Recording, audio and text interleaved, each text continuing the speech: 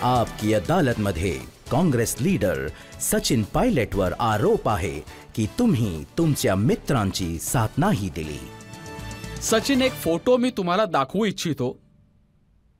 या फोटोमध्ये तुम्ही आहात.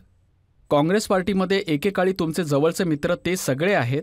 ते सगळे म्हणतात की सचिन अविश्वासू निघाला, आम्ही बीजेपीमध्ये निघून गेलो, हा काँग्रेसमध्येच थांबला.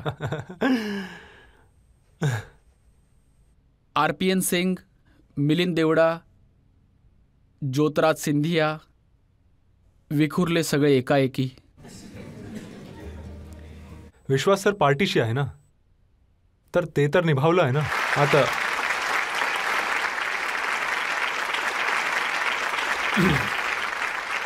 दुसरं, प्रत्येक व्यक्ती जो कोणाचाही मित्र कोणाचाही भाऊ असेल, प्रत्येक व्यक्तीला ही सूट आहे की तो कोणत्या विचारधारामध्ये काम करू इच्छितो, कोणत्या दलामध्ये जाऊ इच्छितो. आणि असे शेकडो उदाहरण आहेत.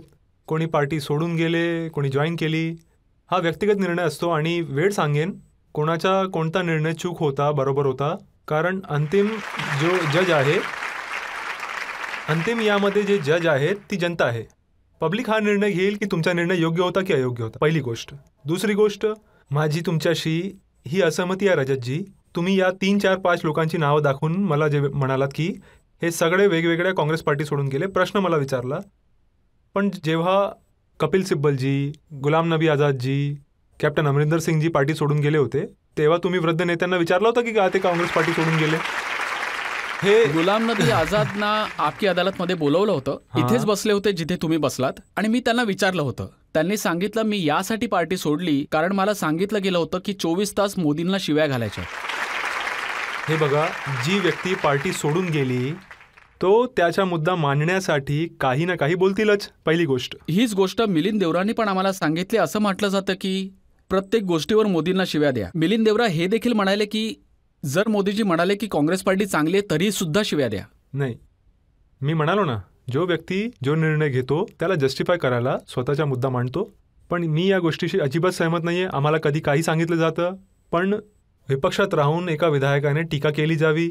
मुद्द्यांवर, सिद्धांतावर, इश्यूजवर, पब्लिक इंटरेस्टवर आपण आपला मुद्दा मांडला पाहिजे. कारण हेच एक ज्वलंत लोकशाहीची ओळख आहे. जर आपण सगळ्यात हो हो करत राहिलो तर मग तो विपक्ष कसला? आपण सगळ्यांशी सहमत होत राहिलो, स्वीकारत राहिलो, आपला मुद्दा नाही मांडला.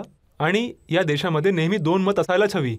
संवाद असो, डिबेट असो, निष्कर्ष निघेल तेव्हाच तर चांगले परिणाम येतील. सगळेजण एकच गोष्ट बोलतील, सगळेजण हा हा करत बसले तर कसला विपक्ष, कसली लोकशाही? पण एखादी गोष्ट बोलणं चुकीचं नाहीये. पण हे खरं आहे की काही लोक काँग्रेस पार्टीला सोडून गेले, पण बरेचसे लोक पार्टीला जॉईन पण करतात. वेगवेगळ्या लोकांना वेगवेगळ्या ठिकाणी आपल्या सुविधेनुसार निर्णय घ्यायचा अधिकार आहे. पण जिथे माझा प्रश्न आहे रजतजी, 23-24 वर्षामध्ये मला माझ्या पार्टीने जेव्हा जिथे सांगितलं तेव्हा तिथे मजबूतीने लढलो आहे, पूर्ण काम केलं आहे, पूर्ण मेहनत केली आहे. स्टेटमध्ये, सेंटरमध्ये, जिथे मला जबाबदारी दिली गेली. आणि मी कधीच मेहनतीने काम करण्यात संकोच नाही केला. आणि जेव्हा कधी मला कोणतं काम मिळते मग मी त्याला पूर्ण करूनच सोडतो. आणि पूर्ण ताकदीने करतो आणि मग मागे वळून नाही बघत. कारण मी मानतो कर्मच पूजा आहे. तुम्ही कर्म कराल. आणि दुसरं, रजतजी, तुम्ही म्हणालात हे पद नाही मिळालं त्यावेळी. कोणतीच मेहनत वाया नाही जात, कोणतीच मेहनत वेस्ट नाही जात. तुम्ही मेहनत कराल आणि पब्लिक सगळं बघत असते. म्हणून आपण लोक ज्या दिशेमध्ये निघालो आहे त्यामध्ये आपल्याला संघर्ष करायचा आहे. आम्ही इथे विपक्षामध्ये 10 वर्षापासून आहे. पण असं नाही आहे की आम्ही 1 किंवा 2 निवडणूक हरलो तर त्यावर आमचं भविष्य ठरणार आहे. वेळ बदलत असते. ठीक आहे, मी मानतो तुम्हाला ज्या काही जबाबदाऱ्या मिळाल्या, तुम्हाला पार्लमेंटमध्ये मेंबर बनवलं, तुम्हाला केंद्र सरकारमध्ये मंत्री बनवलं, किंवा राजस्थानमध्ये डेप्युटी चीफ मिनिस्टर बनवलं, किंवा मग 7 वर्ष स्टेट प्रेसिडेंट राहिले. तुम्ही प्रत्येक ठिकाणी मेहनत केली आहे, चांगलं काम केलं, पार्टीसाठी डिलिव्हर केलं आहे. म्हणूनच लोक हे विचारतात की तुमचे जे इतर साथीदार आहेत ते का एक एक करून सोडून गेले. मिलिंद देवरा असो, ज्योतिरादित्य सिंधिया असो, चित्तप्रसाद असो, RPN सिंग असो, हे सगळे तरुण लीडर होते ज्यांना पार्टीने जबाबदारी दिली होती. काहीतरी कारण असेल. हे बघा, काही ना काही असमाधानी असेल, काही असहमती असेल, कोणी अनकम्फर्टेबल असतील, त्यांना वाटत असेल की माझं राजकारणी करिअर या दिशेला नाही तर त्या दिशेला आहे. हा व्यक्तिगत निर्णय आहे. पण फक्त 5 लोकांपर्यंत सीमित का करायचं? बरेचसे असे लोक आहेत जे काँग्रेस पार्टी जॉईन करताय. वेगवेगळ्या दलातून वेगवेगळे लोक काँग्रेस पार्टी जॉईन करतायत. तर हे निवडणुकीच्या आधी सुरूच असतं येणं जाणं. तर यामध्ये मी जास्त हे बघा, निवडणुकीची वेळ असते. जसं पंजाबमध्ये निवडणूक होती, अमरिंदर सिंग मुख्यमंत्री होते. अर्ध्या रस्त्यात त्यांना घोड्यावरून उतरवण्यात आलं आणि ज्या सिद्धूजींना बनवलं ते आजकाल अविश्वासू झाले आहेत. ते तर बघा असं आहे, राजकारणामध्ये कधीच कोणती खात्री नाही आहे की भविष्यात काय होईल. वर्तमानात जे योग्य असतं ते करायला हवं आणि प्रत्येक माणूस वेगळा असतो. तुम्ही एका व्यक्तीला घेऊन बाकीच्यांना दुर्लक्षित नाही करू शकत. प्रत्येक माणसाची नियत वेगळी असते, प्रत्येकाचे काम करण्याची पद्धत असते. ज्याला जो निर्णय घ्यायचा आहे तो घ्यावा. मला माझा निर्णय घ्यायचा आहे आणि मी त्याच्यावर काम करतो. तुम्हाला नाही वाटत का की रणनीतीच्या बाबतीत खूप चुका झाल्या आहेत?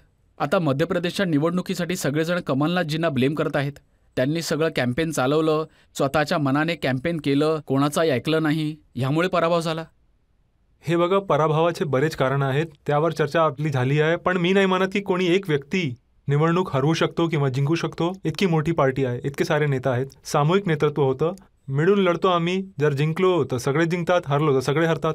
एक जयवीर शेरगिल आहेत, ते पण पार्टी सोडून गेलेत. त्यांनी म्हटलं आहे की आमचा प्रॉब्लेम काँग्रेस जोवर होतं आमच्या फौजेचा जनरल आहे. राहुल गांधी असा जनरल आहे जो स्वतःच्याच फौजेवर गोळ्या नाही, झाडतो. चुकीचं आहे हे. बघा असं आहे, राहुल गांधीजींनी, कोणी काहीही म्हणा, मला माहिती आहे, मी 20 वर्षापासून काम करतोय, त्यांनी नेहमी तरुण लोकांना संधी दिली आहे.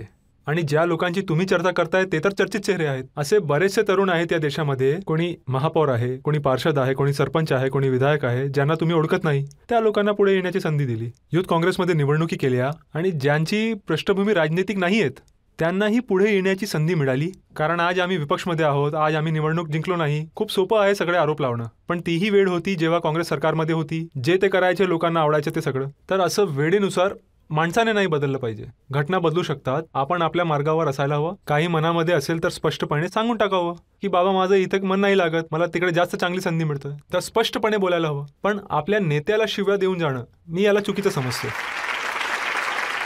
2013 मध्ये तुम्हीच सांगितलं की तुमचे 21 MLA आले होते आणि 2018 मध्ये तुम्ही स्वानंद केलं. जर मागच्या 18 वर्षात बघायला झालं तर कुठल्या राज्याचं सरकार चर्चा होत असेल ती राजस्थान सरकारच आहे. मी खूप वेळा पाहिलं तुम्हाला धरणा आंदोलनमध्ये. तर आज तुम्ही जगाच्या फेमस शो मध्ये आपली अदालतमध्ये बसले आहात. तर तुम्ही सांगा, तुम्हाला CM बनवून तुमच्याबरोबर न्याय झाला की अन्याय झाला? कारण त्यावेळी तुमचा चेहरा असायचं, सचिन पायलट तिकडे आंदोलन करताय आणि तिकडे आंदोलन करताय. हे बघा, मी ही गोष्ट आधीही म्हणालो, मी पुन्हा सांगेन की तुमच्या नशिबात जे काही लिहिलेलं असतं ना, त्याला कोणी थांबवू नाही शकत. आणि जे नाही लिहिलं ते कोणी देऊ शकत नाही. आणि दुसरी गोष्ट, खरा न्याय आणि अन्याय करणारा तो आहे निळी छत्रीवाला, तो करतो. तर आपण तर मनापासून मेहनत करायची हवे आणि लोकांचं प्रेम मिळते, समर्थन मिळते, यापेक्षा मोठी पुंजी नाही आहे आयुष्यामध्ये. बाकी पद मिळो न मिळो तो नंतरचा भाग आहे. जे होईल ते चांगलंच होईल. पण जीवनातला प्रत्येक दिवस संतोषजनक असायला हवा, लोकांचे शाप नाही लागले पाहिजे आणि मन आणि डोकं स्वच्छ ठेवून काम करायला हवं.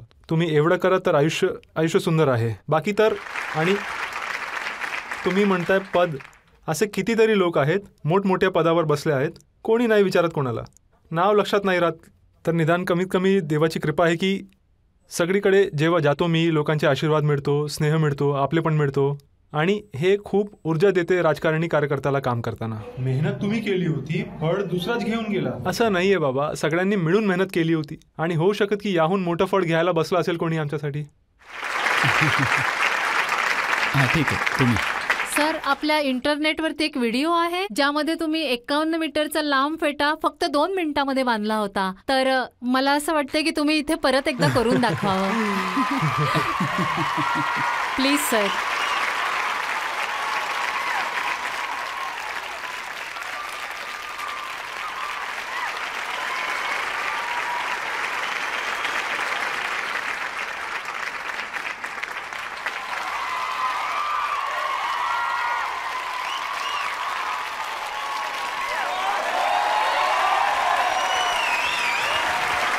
ठीक आहे.